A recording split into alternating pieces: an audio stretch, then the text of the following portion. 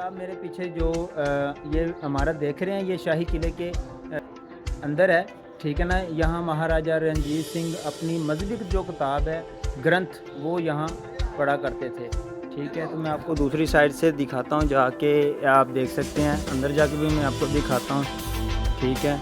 यहाँ वो बैठ के पढ़ा करते थे, ठीक है। और बात यह है कि इसके अंदर जो है ना कोई तख्त वगैरह नहीं है, ठीक है। वो नीचे बैठ के तकिया वगैरह लगा के अपनी है ना मजहबी जो किताब है ना, ग्रंथ, वो इस जगह पर पढ़ा करते थे राजा रंजीत सिंह। तो बिल्कुल आप मेरे सामने वो बिल्डिंग नज़र आ रही है, ये महाराजा रंजीत सिंह ने अपने दौर में ही बनवाई थी।